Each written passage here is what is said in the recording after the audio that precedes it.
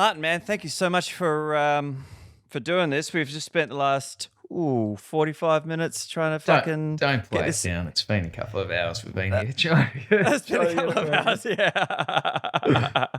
And you know what? It's like this every single one. You know, everyone's got their own little setup, and that's what I always say to people. I'm like, if you do want to do it, you also should know that it's quite extensive. What I liked was your hand sketch drawing that was meant to explain it, and I'm like, what the fuck is that? It didn't work? I just looked at it and I went, I don't know what this means.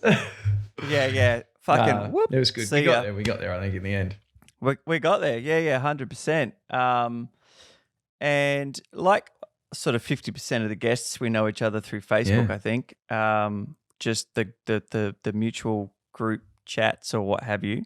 But it was funny how just, you know, people like the pulses of the universe or whatever, how we spoke like 3 years ago or something. I think you were crowdfunding. Yeah. And then I was going through old messages and I saw your old message. I was like, oh, that dude, I wonder what ever happened to him. And then I looked back over our chat and it was like, oh, I was asking you, why did you send me an email? Like, how did you get my email address? And then we started just chatting that way. And then on the same day or the next day, Jai's conversation came out with you. And then the next day after that, he said, oh, you should talk to Martin. And I was like, fucking hell. I mean, everything's telling me I got to get back in touch with Martin. It's a sign from the universe. It's got to be. So you've been well in those 3 years? Yeah, I mean, it's been a big 3 years. A lot's happened. But, you know, keeping well. It's funny that my last, maybe right before, the few months before, like getting back to Australia, because I'm in Australia now, I got back right before quarantine hit. And the few months. Did you do that preemptively? Say again? Sorry to cut you off, but did you do that preemptively? Like, did you see the writing on the wall and come home, or was it coincidental? A little bit of both. I had a feeling for a few months leading up to everything happening, I was getting this strange feeling. I wasn't getting over living in LA, but things were just kind of feeling stale there. Like it just the whole time that I've been there for 12 years now, the whole time that I've been there, I felt very propelled forward, you know, just by work and lifestyle and what have you. And I kind of,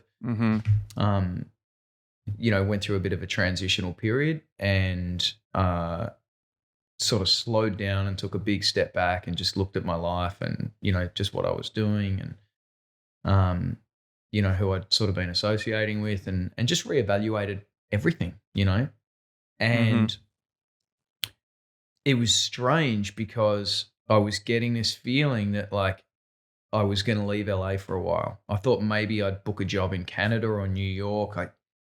But I'm like, I could do with just 6 months away just to kind of regroup, whether it's work related or I didn't know what. And then, you know, I had to come back to Australia just to visit my dad. He suffers from dementia. And so, you know, I just needed to check in with him and make sure everything's okay. And, you know, I got a place back here. So I wanted to do a little bit of work on the house and just get it up to scratch. And, I got, but I didn't know. So I came back, I booked a 2-week trip and I got back a week before everything went into lockdown. Yeah. Fucking Flights got kind of locked off and cancelled. And the tenant that was in my house, luckily her lease had run that particular part of its course and she wanted to renew it and I kind of asked the estate agent, can you just let her know that I'm stranded in Australia? I was like staying in my dad's retirement village with him and they were kind of freaking out having some guy who's just travelled from LA, young guy, working out in dad's garage. They're like, Anyway, they said, look, you know, what's your plan? And I went and stayed at my auntie's a bit and spoke to the estate agent, and they very kindly spoke to the lady that was staying here, and she very kindly said, look, we can finish the lease and you can come back. So luckily I've been back at my place, and it's been really, really nice. It's been months now So this is your place that Yeah, you're in now. yeah. Yeah. And where you wrote Dramana or I'm in Rosebud? Rye. Rye, sorry. Yeah. Yes. So of this course, is actually yeah. where we made. Wow, This is where we shot the Dunes back when I first Dunes, reached out to okay. you. Yeah. Yeah, okay. Are you acquainted with or know of James Vector? I don't think so. Probably friends on Facebook. No, he's another actor in our vintage, and he just did 2 years ago did a film about the passing of his father called Okay. Spotwind, down in Phillip Oh Island. wow. So he's from sort of down that realm as well. But yeah, my wife and I are looking to move down your way if we hit like a depression basically, and we can pick up something that was once overpriced and now is real. It's But that's where it's a we're headed. beautiful Yeah, place to be. Yeah. sure is. Yeah, we really like it. I mean, I felt, obviously with everything that's been going on, I felt very safe down here, and a little bit far removed from all the chaos. I had to go to the city the other day for some work, and it was like, it's different. The world's different. It was a ghost town, Yeah, there is before and Yeah. after this. Absolutely. I think for sure, especially with the sort of technological innovation bell curve that we're on. Anyways, when something like this comes in and drives innovation out of like critical necessity, not just the ever changing laziness of humans or what have you, but when it is driven by the fear of death, that the increase in that curve will be exponential too, right? So there'll be so many businesses that realize they don't ever have to go back to a rented space, and they can operate completely autonomously from home, and there's a better lifestyle that comes with that for some, and there's a serious fucking depths of depression that might come from a lack of human 100%. contact I mean, too. I think if you don't adapt to this, it's going to be very difficult for those people. It'll fuck you for sure. Kind of, yeah. Not to make too light of the situation, but I love struggle.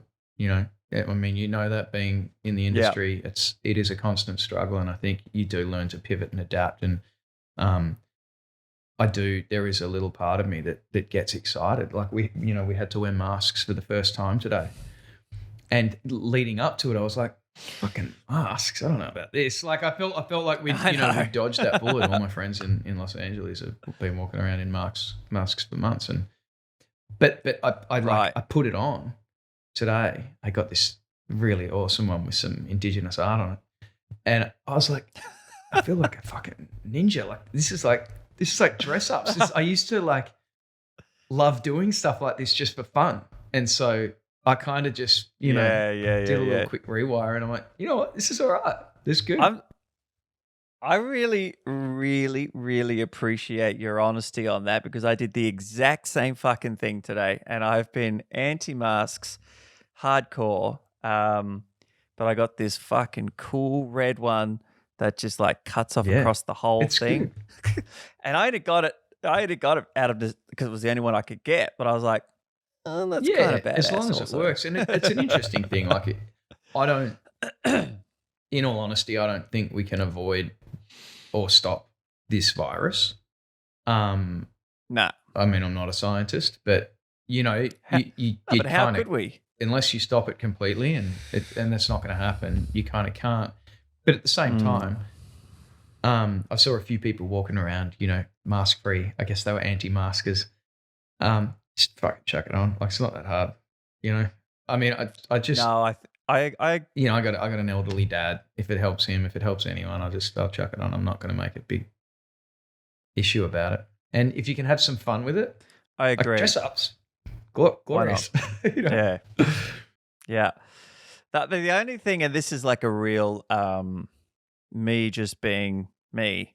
The one thing that I might be about to give you shit unknowingly, but the whole mask selfie business. Oh, I don't think I've seen it. Oh fuck. No. Just everyone like masks on, Just another excuse to take a Yeah. I mean, selfie you for know, people Instagram. need a reason for creativity, don't they? Oh, I guess so. If you call Yeah. that creativity. So I cut you off before. You were talking about just how much has happened since we had that brief Yeah. chat Yeah. I mean, I think years that ago. was when I was doing Kickstarter campaign to raise post funds for Hmm. the Dunes, the film that I made. What was your experience like It was interesting. kickstarting? I'd been to a seminar. It was like a film. I think it was like an up and coming filmmaker workshop or interview. It was a thing that Australians in Film hosted in Los Angeles, and there was a panel of sort of up and coming independent filmmakers, and they were talking about the process of how they got their films made, and the majority, I think there was maybe five or 10, I can't remember, people on the panel, and they all spoke about their experience with a Kickstarter, and they were like, "It was fucked. It's so hard. Like I would never do it again." And and I found it really interesting because I was right in the balls of my experience with a Kickstarter campaign, and to be honest, I was a little baffled because, like, what you think it's going to be easy to raise a fuck ton of money to get people to believe in you? It's not easy. Filmmaking's not easy, and It's brutal. everyone was kind of shitting on this Kickstarter experience, and yeah, no shit, it was one of the hardest months of my life. It was nonstop, up at 5 o'clock in the morning. I didn't finish until sometimes 2 o'clock. You get a couple of hours sleep. It's writing back to everyone. It's reaching out to people like yourself. I had to learn about Facebook marketing, email marketing, Instagram, like you name it. Like if you don't, you fail. And for me, like I wrote the Dunes after my mum had died, and the film meant a hell of a lot to me. And I guess all the personal things that I was working through at the time, I wanted to channel it into a creative output that potentially could help other people and help myself, not turn to like negative shit, which a lot of people do when they're going through a hard time, drinking, sex, food, like all these self-destructive things. I wanted to channel everything I was going through in a really creative direction. And the Kickstarter campaign was a part of that. Like it was getting this film made and finishing it properly, and it's still going. Like I'm nearly 4 years on, and it's still going. But one thing that was really important was, like, as soon as I decided to take on that Kickstarter campaign, I'm like, I have to hit my target, no matter what. I won't fail, and it meant reaching out to people that I'd never met before, and convincing people that this story was an important story to tell, not just for me, but perhaps something that could give back, and I still feel exactly that way. And it's been difficult because it's taken me a long time to finish it. And I know there's a lot of people like, whatever happened with the fucking film that you made, but you can't talk about it every day, that you're still just chipping away and asking favors and trying to get more money to finish it. It's an ongoing process until it's released. And then even still, then you got distribution, you got to get it out there. And yeah. Do you think in hindsight, because I am in the exact same boat as you, a smaller project, but which I was on for 4 years, which I co-wrote and then nearly got it made and then didn't, and then nearly got it made and then didn't, and then got it made through a possible campaign, and then there was nothing left over for post, and then this whole shit show erupted with the director and his side of the coin. And do you feel it's better, because I assume you're in a boat where there's you got enough to get it made, and then there's the whole process of getting another portion to get it post produced. Is that what's happening? No, I never had enough to make this film. Financially, right. I still don't. So I'm asking favors. Right. I've got people still like really going out of their way to help, But you got enough to get a I had enough shot. to get a shot. No, I didn't. That's I what thought I did. Like essentially, my story Right. was, I decided to do it. The cacophony of things happened, and I was like, "Fuck it, I'm doing it." You know, I could talk about this. You know, I've spent a lot of time in LA. There's a lot of people that sit at cafes and talk about the film they're going to make. You know, a lot, and very few of them follow through and do it. You know, and you notice who those people are. It's really fucking hard, you know. It's one thing to talk about it. It's another thing to actually go out and do it and fail, mate. During the making of this film, I just fail over and over and over, and I fuck up, and I choose the wrong people to work with. And it's, you know, but you do your best, and you know, one thing that I'll say is I won't fucking stop until the film's done, you know.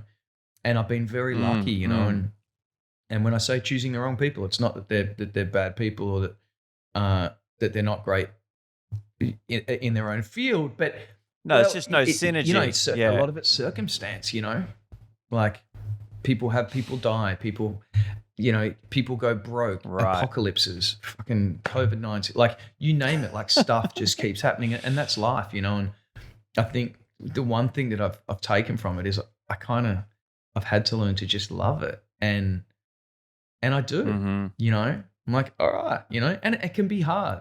It can be hard, but So back to my question, because I'm faced with the same question, is do you feel now, looking at the drawn out process and what have you, that it would have been better to wait until the money was there altogether just to do it and smash it out inside 6 months? Or if you go out again to make another film, would you do it, other than bad choices in people and stuff that you can't control, would you chip away at again at another film, or would you try and wait until you could do it all? It's funny you should say that, because I said I won't make another film unless I'm completely set to do it. But that was bullshit. But before I made this film, I thought, you know what? If I can get the film in the can, to me, that's the hardest part, like getting the footage, because I can sit on post-production for a while. Now, there's pressure from investors and you know, people who have their own expectations of you. But if you can turn off that noise and just say, look, I'm finishing the film. You know, it might take me a while. Yeah, and I thought I'd have it done like by January 2017. It's 2020. So I had a lot of Kickstarter backers that I said, like, the film will be finished, but the reality is I couldn't get it finished in time. And I'm not just going to chuck out I'm not going to half-ass it and throw it out to appease people who don't understand the process. I feel a little bit of a weight, because I did say, you know, but fuck, you know, like that'd be more detrimental, you know, too. All you can do is your best, you know, and I hold myself to a standard, and I'm following through with it. And so in hindsight, no, I would do a lot differently.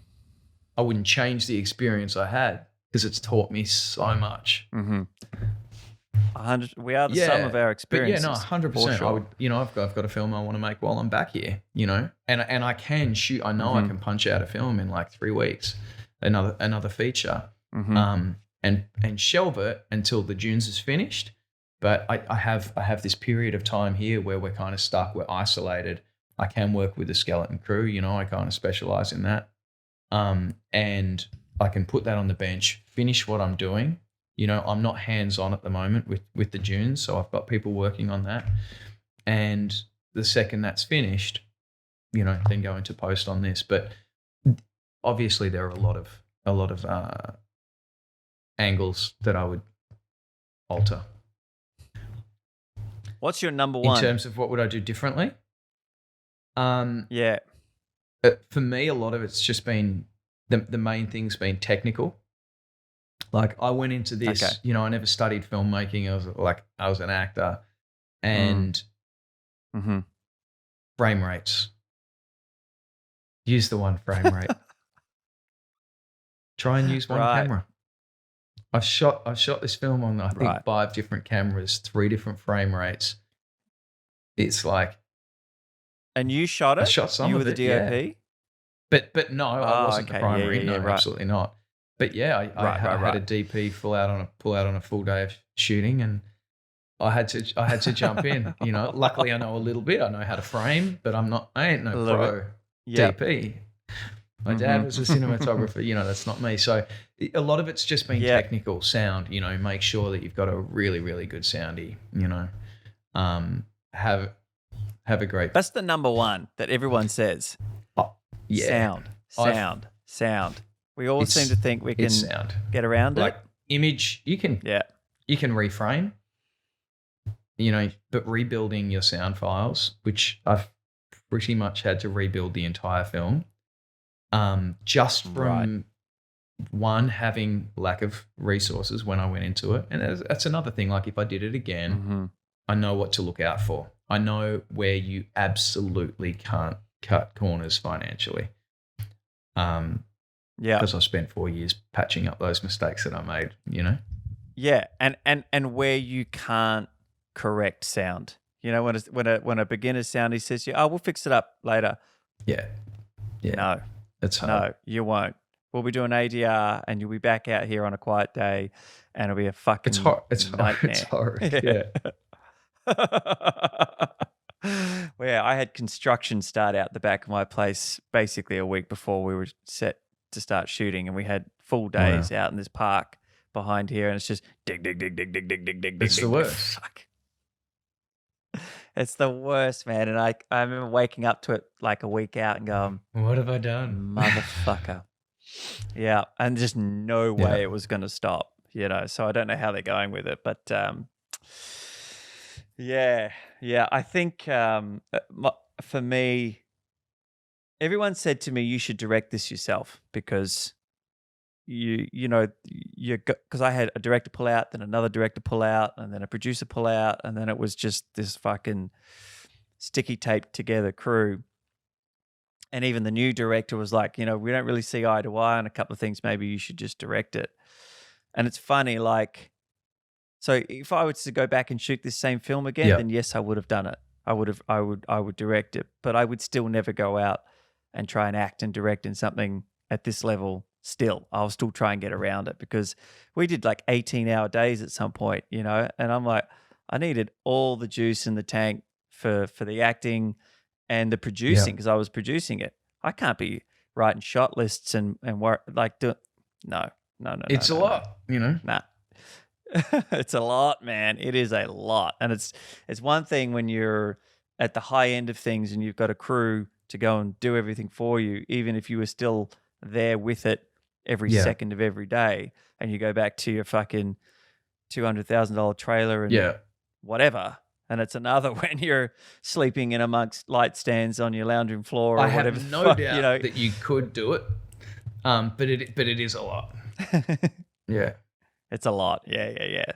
So, and the other takeaway that I believe that I'm on the cusp or I'm into it now of rectifying is finding a little crew. It's always, I've spoken about this on the podcast a bunch of times, because it's always been my objective since I got here. So I was living in New York before I moved to Melbourne, and I had an agent in New York, and I came home to reinstate my visa, and then I was all in talks with them about getting an O1, and then they pulled the pin just as I was about to go back. I think Trump wasn't in yet, but anyways, there was a shift in policy, and I didn't have enough points or whatever the fuck. It was just a little bit.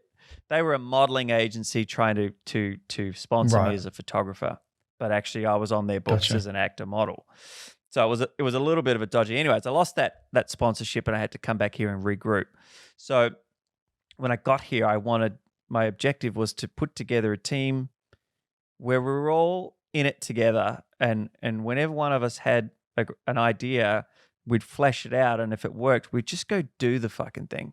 You know what I mean? Like we had enough tools and enough smarts and enough talent between us that it wasn't a case of, oh, we've got to get this much money and it's got to be this, and why don't we put our heads together and just go and fucking do it? And I'm finally at that place now with a really sweet crew. So that would be always knew would be a problem, but on the other side of my other film, I know for certain that when you have that little crew where you're all so fucking dialed into the same objective, Yeah. it's going to be Yeah. okay. I think having that kind of team support is amazing. It really is. Yeah. Yeah. And when you get it, you want to hold on to it, you know? And yeah, It's hard create to your little find. Yeah. mastermind and yeah, beautiful things happen. Oh, I think so too. You know, this was so a little insight into the what I'm dealing with on the far side of. So the project was called Lauren. It was a short film. It's now called Closure. We ended up getting about 45 minutes worth of footage for a 15-minute short, and so then we regrouped after we went our separate ways over some differences, and this is coming up on 2 years since we wow. fucking shot this thing, and now it's a 10-part Okay. web series. So there's about 3 days or 4 days of shooting to go back and fill in the gaps, but just interesting how the journey of this thing, and as finally on the far side of the anger and bitterness, there's actually something quite salvageable. But we all have to get back in each other's faces and and do a keep couple doing of it. full Yeah, days. but, I mean, you know and that keep doing says it. a Yeah. lot that you keep going through that, because most people just go, oh fuck, it's too hard. You know, it's a really wonderful, I think, trait, and it shows that you believe in what you're doing. You know, I think what you said before is fucking so on point, and I think it's a double-edged sword. But you were talking before about how many people speak about what they want to do and that they never do it, and that this industry, of course, is rife with it. And you're probably similar to me in that respects. Is that, to me, that makes me even more compelled and more, but in belief that I will succeed, because so many people pull the pin before they even become a competition for me or whatever, you know. So when I look at that, I'm like, oh, this will be a piece of cake because I'll never stop. Yeah, I think so, and I think also, you know, like what you were saying about, it started out being a short film. You got extra footage. You still went through difficulties, but having that ability to pivot and go, this ain't working. The way it started out, it's not working, but can we make it something else and, you know, adapt and turn it into a web series, or, you know, whatever format it will best suit it. You know, I think a lot of things that we sort of think that we're going to do and we start doing, they're an idea. They're almost a fantasy, if you will, you know, and sometimes you get deep down that journey and you're like, I walked down this path. It's not what I thought it was going to be. But you might see another pathway and go, fuck, maybe if we walk down there, the journey will complete itself, you know. And I think that's amazing. Like that also is not an easy thing to do. You know, you got to fight your ego. You know, you got to fight your head. You got to fight your preconceived ideas and go, fuck, maybe I've got to reevaluate and look at this from another angle. And it's awesome. It's exciting, and it keeps it fresh, you know. Totally. I mean, you're, if you don't mind me asking, how old are you, I'm Martin? 42. 42. Yeah. So you've come to, obviously, like from what you were saying, a massive recalibration and reallocation of focus, and you've had the great gift of being able to spend so much time over in LA. And I was watching your reel before and doing a little bit of background, and I mean, you've worked on a bunch of stuff, and so many people over here would give their left whatever in order to the word you're looking for is testicle. A taste. Testicle, their left nut, possibly the right. You know, because I mean, no one knows it better than you. I would imagine how hard it is to jump the pond and then start working. But so looking back on that, and now looking forward and being back here, what is the play in your mind? What do you want to do? I love movies. Like, it's the worst part about, for me, is the worst part about COVID-19 is not being able to go to the cinema 3-4 times a week. And I just, ever since I was a kid. You know, I caught Star Wars and Rambo when I'm talking like way too young to be watching those, especially Rambo, those movies. But luckily Dad was okay with it. And ever since, you know, I've known that's the world that I want to live in, I think. I remember watching Star Wars when I was tiny, tiny, tiny little child. And I had my Labrador dog as my pillow and my cat on my lap, Millie and Willie. And I remember watching this scene of Luke and Leia and Han and Chewie, and they're fighting off the Empire and the Emperor, whatever. Fuck, I don't know. Anyway, they shoot a hole in the floor and they jump through, and then this Luke gets attacked by this. Oh, this is in the garbage disposal, and he's thing. Screaming into his thing, and R2D2 and C3PO are like trying to figure out the thing, and then the walls are closing in. It's madness and chaos. And I remember watching it going, just being so exhilarated and realizing this is what I want to do for the rest of my life. And I didn't even know what that was. But now that I look back, it was I want my life to be an adventure, you know, and I don't want to let fear dictate my moves, you know. And you know, like anybody, you have deaths. You know, I lost my mom. I've had my heart broken fuck knows how many times. And these things that stifle you. I've had guns held at my head by gangsters in LA. Like, I've had a lot of these things happen that for me were really pivotal moments that almost froze me. You know, you get that feeling of like, I can't move. I remember my first night in LA getting robbed at the hostel that I was staying at. And I woke up the next morning and I was fucking scared to get out of bed. I was like, shit, I'm like, this is a lot. You know, moving over there was a lot. I was scared to move over there. But I love that, you know, now. But I just remember saying, get up, get the fuck out of bed and just walk up the street. Something will present itself. And that's been an experience that has stuck in my head. And whenever something intimidates me, whenever I'm feeling like off balance, take a breath and just move forward, whatever it is, you know. And it's interesting, like, I'm getting a bit sidetracked, but watching what's happening on the news right now. You know, as I said, I got an elderly dad, he's got dementia, and I just tell him, like, turn off the fucking TV because it's COVID this, be scared, be fearful. He's coming to get you. You're fucked. Stay in the house. Don't leave the house. It's just this non-stop onslaught. And I don't watch the news, but I go around there to have dinner with him and it's on, you know?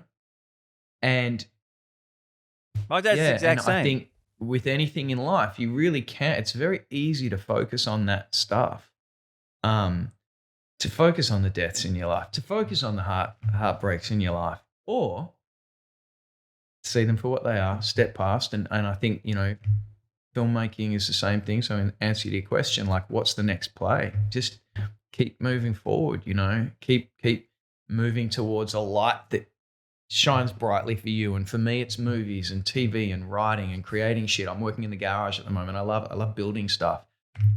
Building a video game at the moment. There goes the second light. I was going to say, speaking of light shining, it's got very dark in there. Plug it in. Just give me 1 second. There you go. We get all different sorts of lighting for our little adventure. All right, you hear me? Yeah, man. Yeah, so I think, like, for me, the play is just you know, keep moving forward. And as I said, like, on a practical level, I've got the Dunes that needs to be finished. I've got a video game that I want to do. I'm got a short film competition that a friend of mine and I are pitching on. And I have another feature that I would love to shoot before I make my next move. And that's the one that you reckon you could do here in Oz? Yeah. Can you tell me about that? Or no? No. This one, it's bubbling. Right. And while it's bubbling, I don't want to let it out. Right. Okay. Yeah.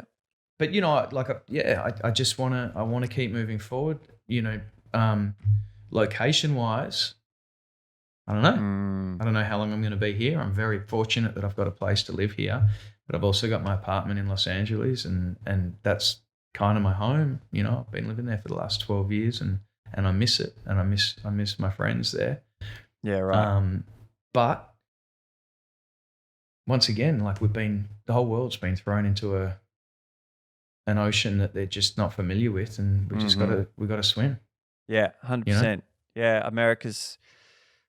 Yeah. I read an article in Medium Digest the other day, or whatever it is, saying it's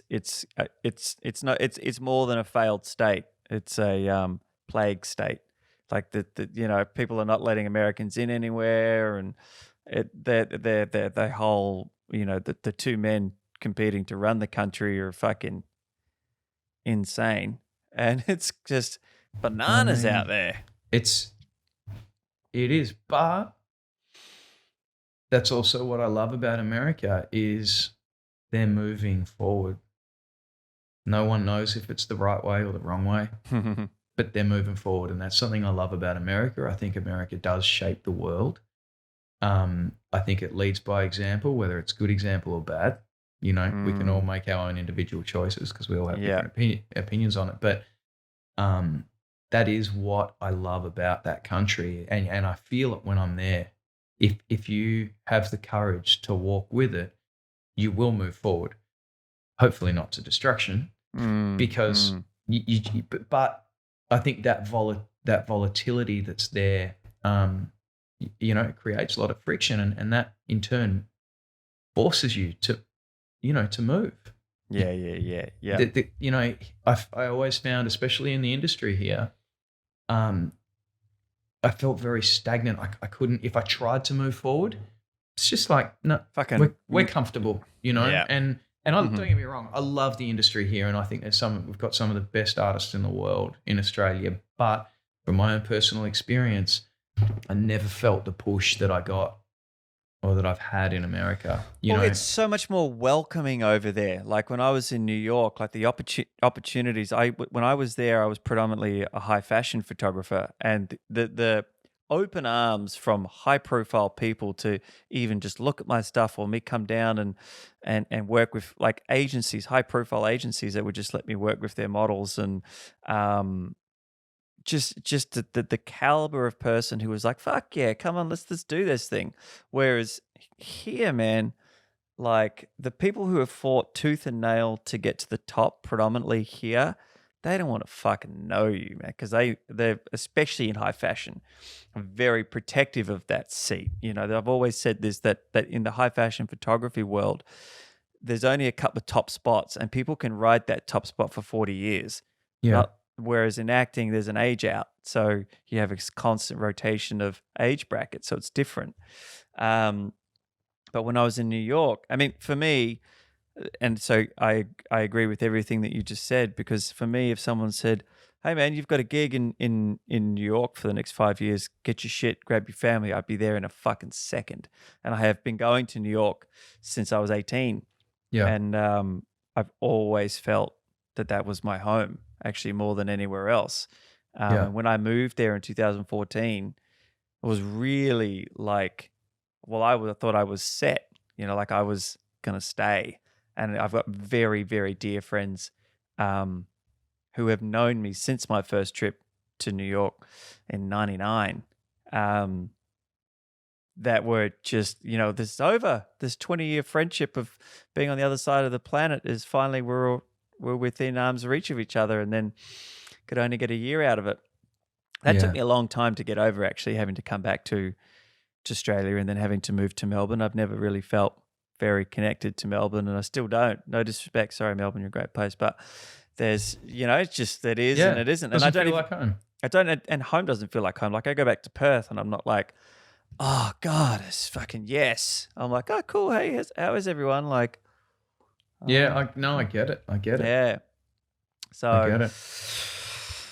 But yeah. And I think that's the thing. I mean, I went through a similar experience with my very first visa when I was moving over there. The person sponsoring me just ghosted me. Right. And fuck, like I went on a mission. I had to fly back, and just I was fucking looking under every rock that I came across, looking for an answer. Luckily, I figured it out. But it's hard when you feel like somewhere is where you're supposed to be, and you can't be there. And I think that's what's happening for everybody now. Right. 100%. everywhere in the world, we feel like, not that I'm speaking for everybody, but everyone I've spoken to is like, the fuck is going on? And Yep. I My think, entire family haven't met my daughter, except for my mum. right? Oh, Yeah. I can't even Yeah. imagine what that would be like. It's fucked. Yeah, and they had to, like, they were all about to jump on planes, and actually my mum managed to get over in time, but then they were closing the borders, so she had to leave here at 8 at night. She's 69 and drive back to Perth, wow. like to meet the closure of the border within 2 days. It was fucking bananas, and now she's wrecked it back because of the drive, and has been in pain every day since. It's fucking but I mean, humanity goes through it. That's right. Is what it is. We've had the world wars. We've had Vietnam. We've had like a lot of these things that have happened constantly. I think for people like ourselves, we've been very lucky that we've been in Australia in the capacity that we have for a very peaceful period of time. Yeah. And I've got a lot of friends overseas who have lived through some crazy shit. Friends I've got a good actor friend of mine who was, he was fighting in Afghanistan. Mate, I can't, we're the same age. He's been blown up, like. Yeah. I feel, especially for my struggle's been trying to get an acting career, got friends who fight for their country. You know what I mean? It's it's another world, but we're all, the entire world right now is thrown into the same fucking thing that no one's got the answer, and we're all just searching. Trying to find our next move. I was just on the phone with a buddy of mine who was in Iraq. But he's one of those guys who fucking loved it. Like he's that guy, and will probably hang shit on people with PTSD and what have you. No, it's not that bad. But yeah, I'm like, he's actually, so I've written a film which I promote as much as I can on this podcast. It's the reason the podcast exists, called The Park, which is about anti-poaching in the Kruger National Park. The former soldiers who've started units out there in order to stop rhino poaching and what have you. Yeah. And he and I talked about it when I first sort of hatched the idea, because he was going to go there and do it, but he never did. And so now he's been a real estate agent for the last 10 years or whatever, and he's helping me drum up finance for the film through all of his sort of property people. But yeah, like talking to him about, I'm sitting there talking to him and I'm talking about the film, and I'm like, this dude's killed people for his country. That's fucking insane. Like I cannot even wrap my head around it. Yeah, it's a different experience, I think all of our experiences are valid, and they're all relative to, to each one of us. That's the key word. But it's different having to sleep in your car than to put a bullet through someone. Yeah. It's different. It is different. Yeah. And, I consider myself very lucky that I haven't been sort of forced into that position. And I feel for anyone that has been forced into it. But if it's your choice, it's, That's your choice. That's exactly right. It comes back to what you were saying before about what did you expect? Yeah, like you talked about people who are bitching and moaning about Kickstarter campaigns. It's like, yeah, we've seen people who have not done it. Muhammad Ali in Vietnam was a great example of someone who said, "I'm not doing it." Yeah, and yeah. I won't be told. I won't be told. And I dare say his experience. Well, I mean, no, I don't know how many people would have picked a fight with Muhammad Ali in prison. So maybe his prison experience was pretty good. Yeah. Hell of a lot better than. But once again, then he got his condition, and that's his fight. Yeah. There was a recent clip of him on Parko, back in the day, floating around on Facebook the other day, and it was him sort of summing up his perspective on the world and how everything was white, and Jesus was white and the angels were white and white king and white bleach and white bread and white this and white that back then. And it was very funny, how he's very He's amazing. yeah, incredible like that. But so intelligent too. I was like, fuck, can you imagine we're still having the same conversation and people are still baffled by it. I'm like, fuck me, Jesus Christ. Yeah. It's wild out there.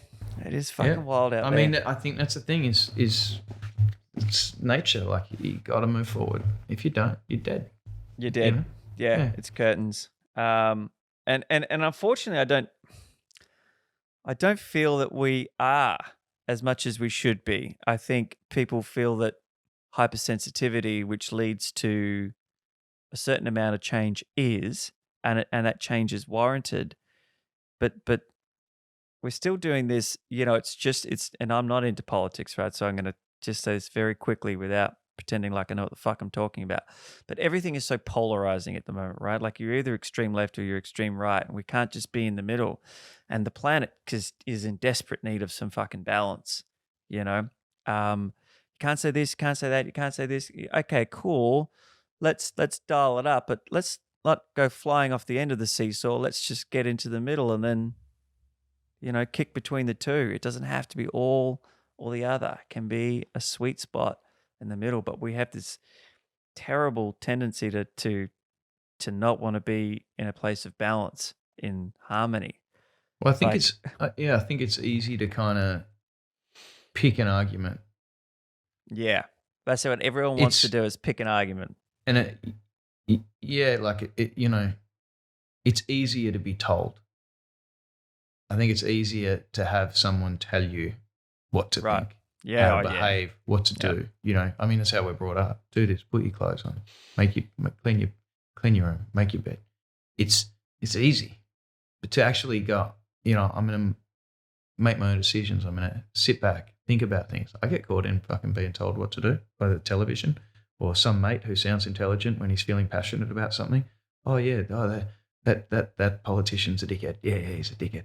But to actually to sit down and just, I think it's easy to be told, and I think if we can find that ability to sit back and just listen, watch our experience, feel things, we do strive for the balance that you're talking about. I think we do, but you're right. The world's just seesawing. Like, it really is. And it's crazy. I mean, I've used this example a lot, and I'll use it again. One of the things that when I was formulating like the story for the park was I was listening to Joe Rogan talk about, I think his name, Cameron Hanes, I want to say his name is. He is on the like a global conservation body. He's also a bow hunter, and he's done a bunch of things in conservation, but he was talking about managing animal levels and numbers and things like that, a conversation that a lot of hardcore animal protectionists don't want to hear. And he was saying, that, and he used an example of, remember Cecil the lion? No. Which one was that? The one that the dentist shot, and then I remember Seesaw. Was that his name? Seesaw? Cecil. Let's call him Cecil. My hearings. I heard Seesaw, and we were just talking about. Seesaws. So he got shot in a game park where that guy paid a lot of money to go over and shoot a lion. Yeah.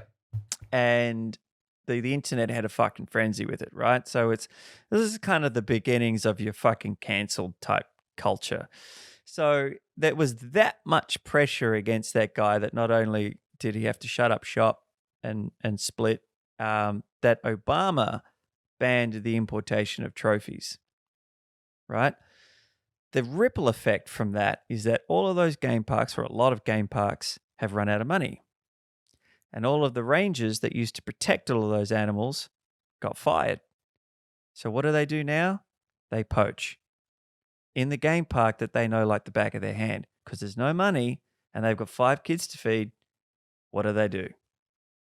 And that is the terrible downside of hypersensitivity, is a lack of pre-thought and planning and analysis of all the scenarios before they hit the fucking go button.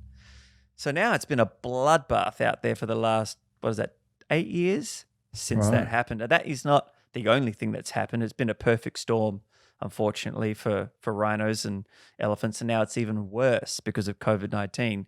So any income that those other people had who were saying no to poaching, this is very, very broad stroke here, but are now pressed. So their buddy's like, well, hey, I can, up your income by 1,000% if you come and put a bullet in a rhino's head for us. Game on. Kids have got food for 6 months. What do? You provide. Yeah, I mean, I think that survival instinct is always going to kick in.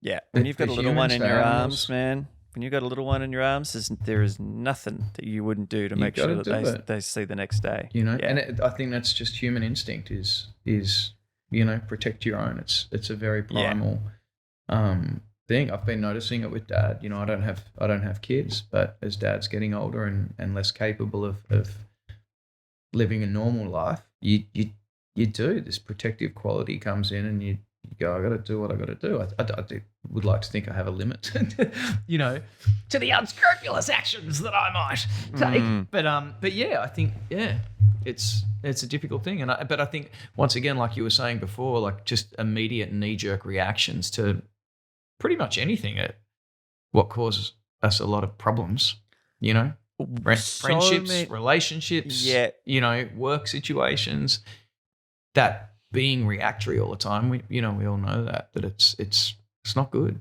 it's not good, and it's a culture, and it's a cortisol and dopamine addiction that has been trained into us by social media and likes and love hearts and high fives and fucking emojis and woo.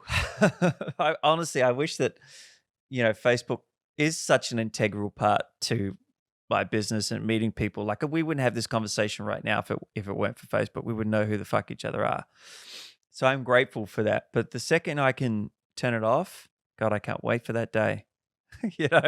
When I can be in a place where people could just that I can get work via the phone, and an email, and that's it. I don't have to hustle and fucking like this and share that and comment on this. I posted something 2 days ago, was just on what you and I were talking about before. Might have been off camera. No, it was at the beginning of our conversation about masks and what have you. And it just, for me, I thought it was very interesting, but I didn't have any context on it. But it was Alan Jones on Sky News saying something, right? Now, I swear to God on this, because I don't watch the news for those very reasons that we talk about, have no idea who this guy is. I recognize his face. That's it. I don't know that he's part of Murdoch and he's a fucking prick, apparently, and rah, rah, rah, rah, rah, rah. I post this thing that's him attacking the premier here, saying that he's using this whole thing as a smokescreen for he's under investigation for something, and masks don't work and we don't have any real numbers to back it up, and why are we decimating small businesses in a lockdown when the fallout is much worse, and blah, blah, blah, blah, blah. So I thought that was interesting because I'm in the middle about that. I posted this thing. I post things every week to do with animal cruelty prevention, extinction levels, the podcast, which is designed to help actors. I get nothing. I post this thing. It's a fucking shitstorm of people I don't even know. I mean, I know them kind of. They're like, yeah, I can't believe he posted this. This guy's a fucking asshole. Rah, rah, rah, rah, rah, rah. And I'm like, Jesus Christ. Oh, whoa. Settle down. Like, let's get some fucking perspective here. Well, I think it's like, girls in bikinis on Instagram. I know a lot of girls who want to do different things with their career, but that bikini-like button, they get so much attention from posting. Yeah, I know what you're trying to say. Like lovely pictures, don't get me wrong. Yeah. But it's not necessarily the attention that they want. But I think like with your post, it's provocation. Yeah, it's that reaction, that reactory mentality of where you're like, The bikini one's like, oh, candy, oh, candy, like. And with your one, it's like, oh, you know, I don't like Fuck this guy. It's that same thing. It's like that hate reaction, you know. And it's getting, it's very easy once again to be told, oh, it's provoked, hate, you know. Well, what I found interesting about it too, just now thinking about it, is because as I'm trying to build this podcast, I'm thinking like, how many people are seeing it? You know, because I'm probably have I'm going to go on a massive tangent here and lose myself. But as you're trying to build this thing, you wonder, is anyone listening? Will anyone listening? Do I have anything to offer? And then you come back around, you think, no, I do. There's a niche market for it, blah, blah, blah, blah, blah. I'll keep chipping away at it. And then you see your numbers dwindle or rise and dwindle, and you're like, one doesn't track so well and then the other does. And you're constantly trying to, you know, spray some analysis over it to work out how to fine tune it. And one of the questions is, you know, is anyone seeing what's coming out of my feed that aren't my mates, you know? And this just goes to show that no matter what I write about this podcast, because everyone that commented is an artist, right? So they're not people from outside the industry. So they're all artists. Now, they might not all be actors, but they're all artists.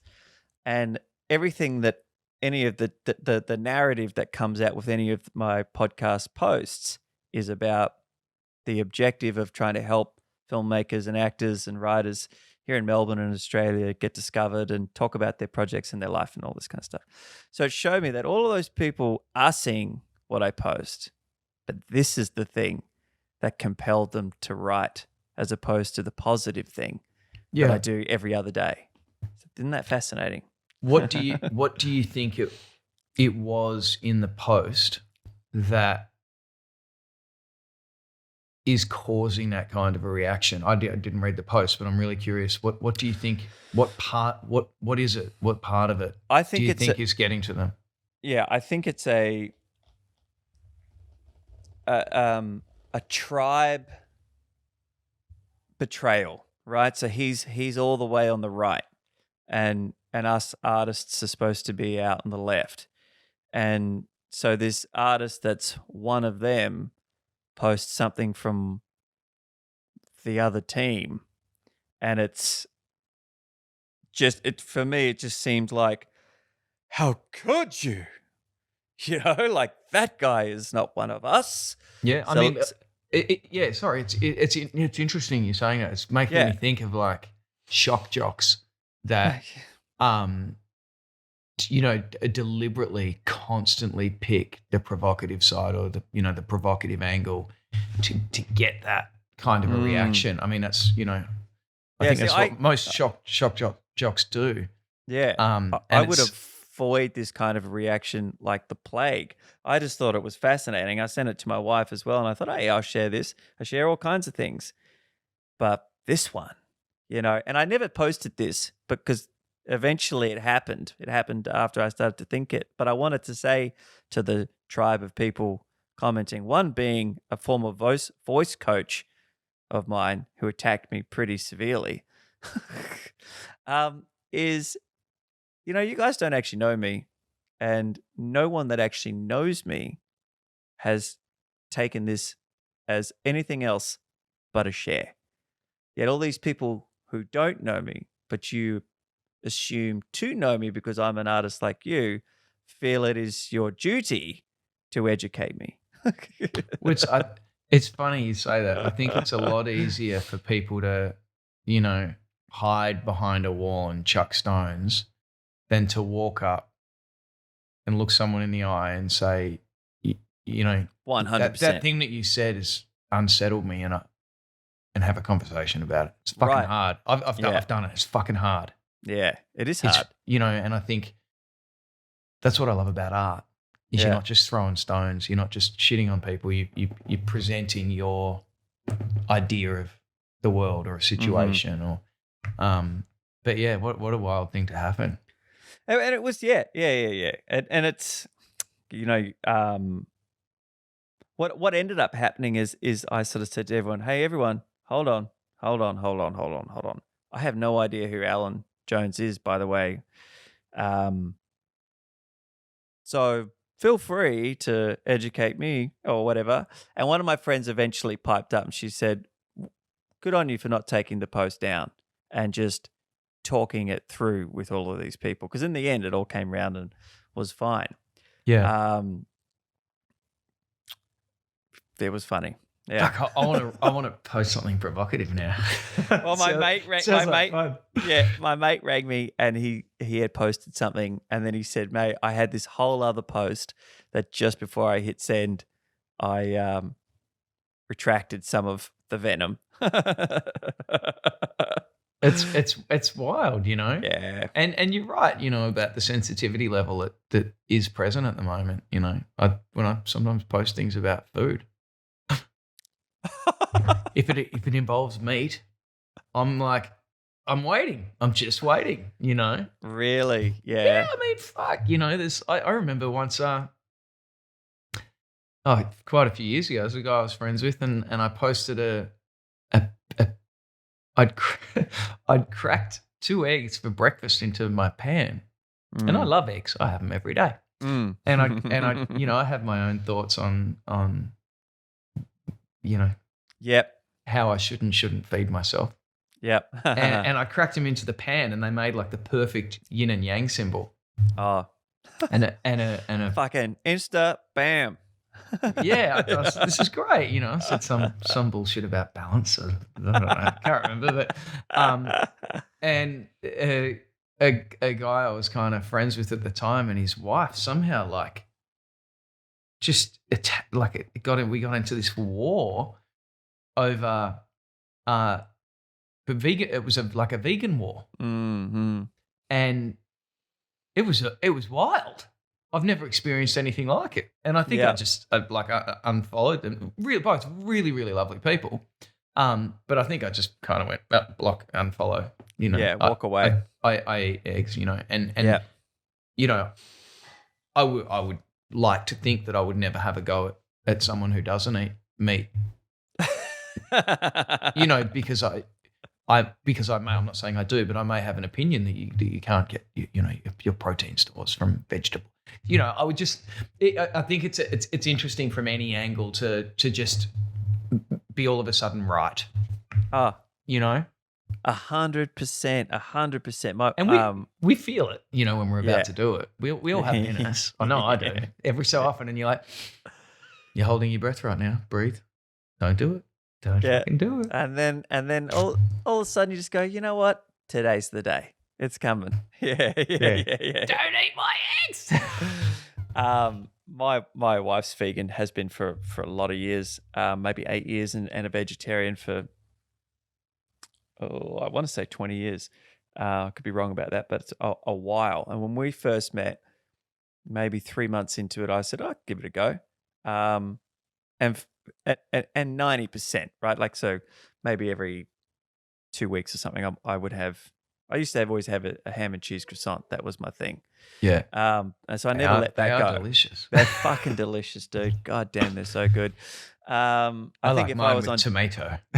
Oh, sorry. Yes, I always ask for the tomato. If I was on death row, I reckon that'd probably be that and a beer. Yeah. But so I did it for like a year. And I did a lot of research in that year. And what I came out with on the other side is to the best of your ability, try and understand your genetics and what your body actually really wants. Because for my wife, veganism is like, it's her shit, and it works really fucking well for her, and her iron levels are great, and we've just had a beautiful child all on vegan diet. Yeah. You know? And all these people saying that that's child abuse and blah, blah. Absolute bullshit. Her levels are fucking perfect. But for me, it didn't float so well, especially and for my lifestyle. I get much better results physically for my exercise and what have you with the meat diet. I just make sure it's organic and grass fed, and you know, I grew up on a farm hunting and what have you. So if that argument comes up, I've done it, dude. I could go out into the woods with a gun or a bow and arrow and do that thing too if I had to. Yeah. So that's just that's fine. But I'd rather not. You know? I think you hit the nail on the head. Is if you really pay attention to your body, you'll know. Yeah, you know. I know sometimes when I am having something I shouldn't have, but I still do it sometimes. Yeah, You got to. yeah. You got to. You got to. You've got to learn from experience. Yeah, I'm right in that camp actually at the moment. I'm really trying to up the ante on my training. I've just got this killer half rack squat rack thing in the shed. It's been 3 years in the making, this man cave out the back there, and I've got the mats now and the whole business. And I'm doing this great online program with these guys in Sydney, Rad and Yanni Burmeister at Unity Gym, and it's gymnastics and free weights and mobility and all this kind of stuff. But it's hectic, it's fucking full on. But I fucking love to drink a little bit of booze, man. Like, I'm just looking up at that bottle of cognac on my thing, going, God damn it, that looks good. And it's the one thing that I know that if I really want to get to that extra place at 39, it really needs to at least for a 3-month stretch, I've got to say no for a bit, but fucking hell. No to the yak. Like, God damn it. And I'm a West Coast supporter, and they've just won 3 in a row. So it's like, oh, they're in the top 8. I can't watch the footy without a or 2 beers, especially if we're winning. And so what am I really getting from taking away those beers versus having a couple? And, what's my life like without it? Is it really that big of a plus? I don't know. Got to listen to your body. That's right. My body says if you're not trying to hide the sadness and drinking for that reason, but you're like, I think that would be glorious to have a beer. I reckon that's okay. Yeah, as long as I can still fit into a 32 and I don't miss my sessions, I justify it. Yeah. Are you still training in the? Oh no, well you've got your own setup. Yeah. I was at the gym when I got back here for a week and a half before, or 2 weeks before they all got shut down, and now I'm running, and I've got I actually downloaded Hemsworth's Center 6 app. Oh yeah, and I bought some weights, and I got a little setup. My mat's out there in the what would you call that room? Sunroom? I don't even know it. So anyway, it's a room out the back, and the outhouse. Yeah, the outhouse. Yeah, and I set up my iPhone and do your thing. Do my 35-minute workout. It's actually been great. Yeah, cool. I've had lower back issues. I had spinal surgery a few years ago, and I've had to tweak my workout so that I'm not trying to become a world champion bodybuilder anymore. And it's more functional and longevity now. Dude, I'm in the exact same place. I think I've got scoliosis and all kinds of shoulder and neck issues, just genetic ones, and from like what you just said there, trying to be a hero in the gym, doing big bench presses the wrong way and shoulder presses with as much as I could, and everything's tight and fucked, and I'm inside a complete rebuild. Yeah. What was interesting is that, and I won't go on, I'll wrap it up, but the program that they've got me on at the moment, they've created a working spreadsheet with an algorithm for testing structural balance and strength. So if you go, I want my single rep bench press to be 100 and my squat to be 100 as well. It tells you what you need to do weight wise for 4 reps, 3 reps, 2 reps, and 1 rep to hit that maximum 1 rep. But then it trickles it down through the rest of the week into all of your minor movements and what they should be at in order for you to be completely balanced. Okay. So when you say are you talking about visual balance or capacity on the amount of weight that you can lift? Strength and mobility balance. Okay. So if I can do 100 kilo bench press, then I should be able to do a 10 kilo incline trap raise, which is an exercise that no one ever teaches you at the gym, but it's gymnastic exercise for getting the length of your trap down your back engaged. Gotcha. And I can't even get my hand. So you're in an incline and your arm needs to come up there like that with a weight. I can barely do it with no weight. Yet my incline bench press is kind of where it should be. Yeah. So that tells them there is a massive imbalance between my interior and my posterior. and I need a lot of work to get corrected. And Wow. so it is highlighting major shit, you know. Yeah. It's very Does fascinating. as you sort of go through the process, are you finding that it's their like technique is quite correct? Like you're like, yeah, you know what, that actually makes sense. Oh yeah, dude. They've spent 10 years putting this together.